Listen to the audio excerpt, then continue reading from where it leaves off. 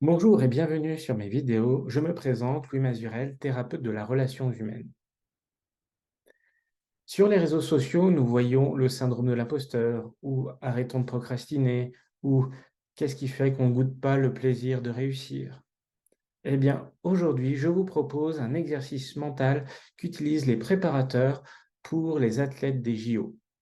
Cet exercice, c'est quel est le risque de rater ou de réussir? Prendre conscience de ces deux images, de ces deux projections futures qui nous font des croche-pattes pour rater et ne pas prendre plaisir dans l'instant présent. Donc, allons-y, venons essayer en 5 minutes cet exercice. Quel est le risque pour vivre des situations nouvelles avec nous-mêmes et avec les autres? Tout d'abord, prenons conscience.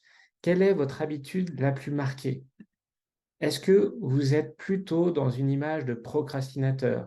Vous vous voyez en train de rater, en train de procrastiner, en train de faire autre chose, d'être sur les réseaux sociaux, en train de boire, manger, fumer, sortir, vous balader, plutôt que d'être là à agir dans votre quotidien sur le sujet qui est important pour vous.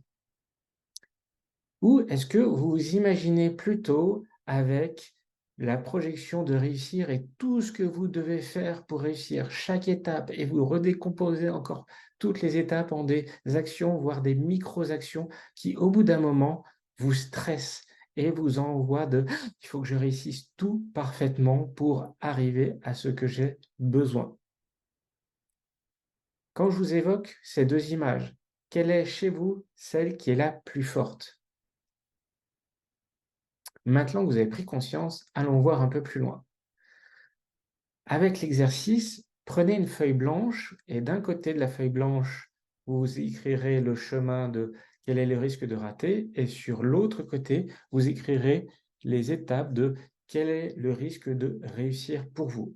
Et donc l'idée, c'est à chaque fois de répéter cette question où vous prenez la dernière image qui vous vient à, à la suite. Et puis, vous allez jusqu'à un niveau jusqu'au boutiste, mais vous allez comprendre par mon exemple.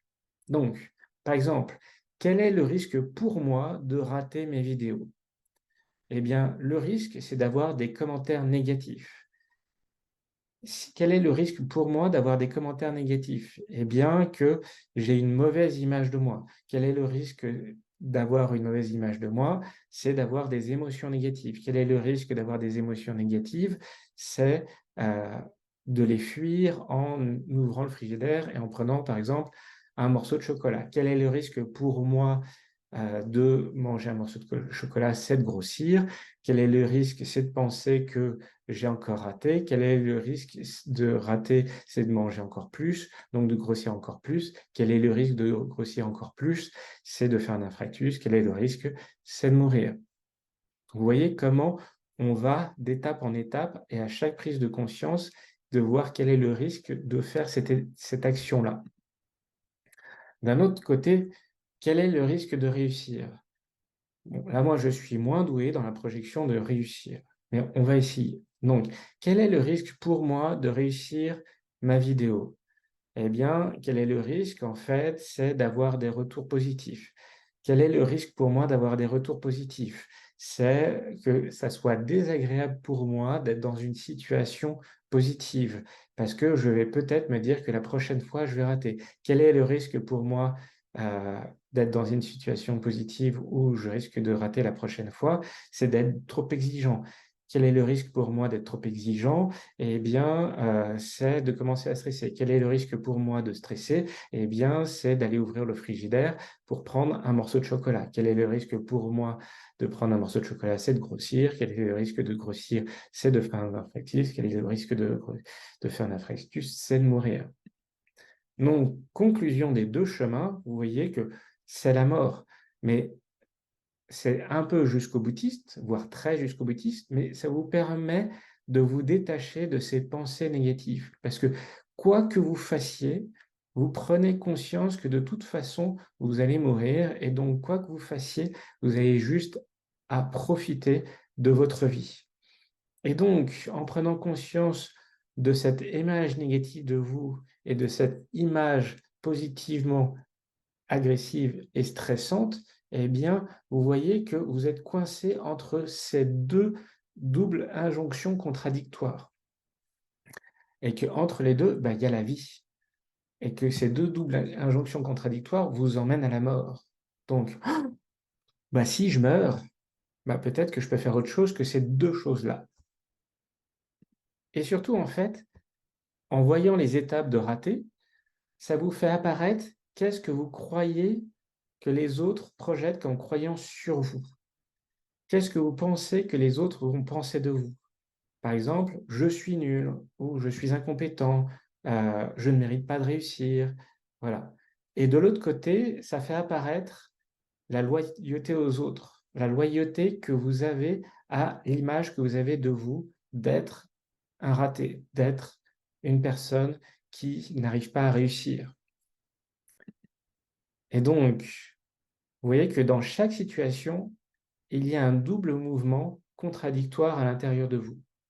Le premier, si on creuse plus loin, eh bien, c'est l'image de procrastinateur, du fuyeur, du pompier, qui va utiliser, par exemple, la nourriture, l'alcool, le sexe, les réseaux sociaux ou les autres pour pouvoir ne pas prendre sa responsabilité et petit à petit, il va s'échapper pour vraiment prendre que le dernier moment où c'est vraiment très stressant pour agir.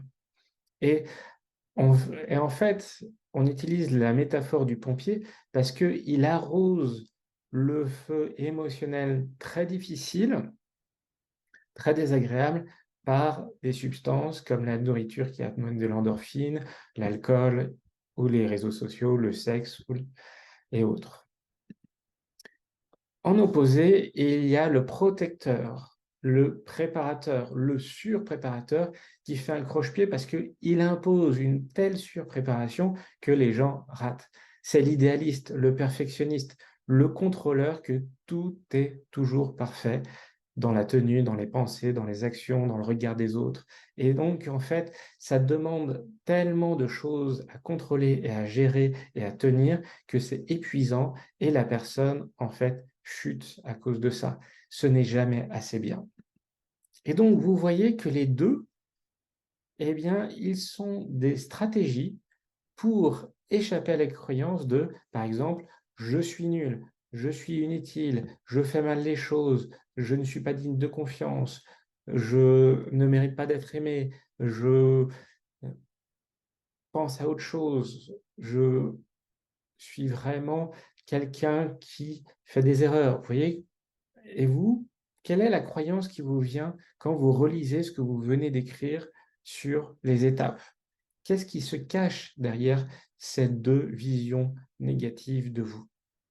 Je vous propose de noter la phrase ou les phrases qui vous viennent, et puis après vous affinerez. Et en fait, dans l'enfance, l'enfant n'a pas été écouté. Il a vécu une situation psychotraumatique où il a eu une croyance introjectée par l'extérieur, où lui-même a imaginé cette croyance-là parce que personne ne lui a expliqué la situation et personne ne l'a accueilli dans ses émotions négatives de lui. Et donc, ces deux protecteurs sont apparus pour protéger l'enfant intérieur de cette croyance négative, mais en le protégeant, il replonge encore plus rapidement dans cette croyance négative. Donc, je vous propose d'aller le voir avec cette méthode-là. L'idée, c'est de vous imaginer dans un cinéma avec deux écrans l'un à côté de l'autre. Le premier, c'est le pompier, fuyeur, procrastinateur. Imaginez-vous en train de procrastiner, en train d'échapper. Est-ce que vous êtes entouré d'amis plutôt que de travailler? Est-ce que vous êtes sur votre canapé à regarder des séries et à manger des cookies? Est-ce que vous rangez vos affaires? Est-ce que vous allez faire la machine ou plein d'actions inutiles par rapport au sujet que vous devez faire? La deuxième image, c'est celle du contrôleur. Est-ce que vous vous imaginez faire des to-do list monstrueuses, de tout gérer, de tout structurer, de vraiment vous inquiéter sur énormément d'aspects? Voyez tous ces détails très concrets. Quand vous avez ces 2 images, vous les mettez l'une à côté de l'autre et petit à petit, vous les rapprochez jusqu'à ce qu'elles se superposent. Et vous voyez qu'une image négative et une image positive, mais trop positive, eh bien, elles vont s'annuler parce que moins par plus est égal à 0. Et donc, vous allez voir que ces 2 images, après les avoir superposées, eh bien, elles vont fondre, disparaître, blanchir jusqu'à se désagréger. Et par derrière, en fait, vous allez ressentir quelque chose dans votre corps.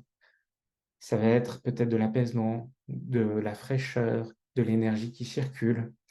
Et en restant dans cette image de ce cinéma où vous n'avez plus qu'un écran blanc, un seul écran blanc puisque les 2 autres images ont disparu, et bien là, vous allez voir apparaître votre enfant intérieur, votre situation que vous avez envie de vivre par rapport à vous, plus par rapport au regard que les autres ont sur vous, plus par rapport à la croyance négative que vous aviez de vous ou introjectée par les autres.